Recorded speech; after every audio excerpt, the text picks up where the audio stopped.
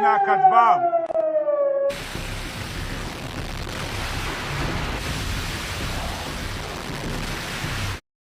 মরুর বুকে আজ বারুদরে আকাশ ঢাকা কালো ধোঁয়ায় শান্তির পায়রারা ডানা ছাপটায় বন্দি যেন আজ অচেনা খাঁচায়।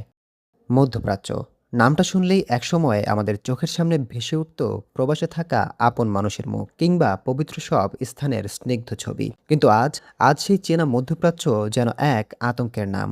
ফিলিস্তিন থেকে শুরু করে লেবানন, ইয়েমেন কিংবা ইরান, পুরো মধ্যপ্রাচ্য অঞ্চলটি আজ পরিণত হয়েছে এক উত্তপ্ত আগ্নেয়গিরিতে।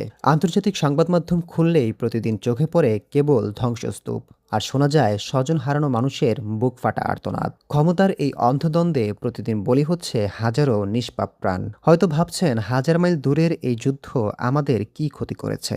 ক্ষতি কিন্তু ঠিকই হচ্ছে। এই সংঘাতের জেরে বিশ্ববাজারে প্রতিনিয়ত বাড়ছে জ্বালানি তেলের দাম, বাধাগ্রস্ত হচ্ছে আন্তর্জাতিক বাণিজ্য, আর সেই ঢেউ এসে সরাসরি আছড়ে পড়ছে আমাদের দেশের বাজারে। চাপ বাড়ছে আপনার আমার দৈনন্দিন খরচে।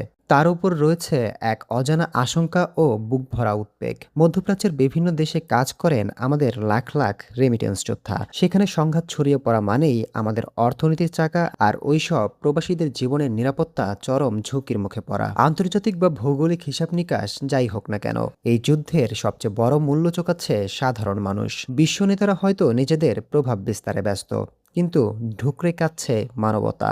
আধুনিক বিশ্বে এমন ধ্বংসযজ্ঞ কোনোভাবেই মেনে নেয়ার মতো নয়। একটি স্বাধীন ও নিরাপদ পৃথিবীর স্বপ্ন কি খুব বড় কোনো চাওয়া?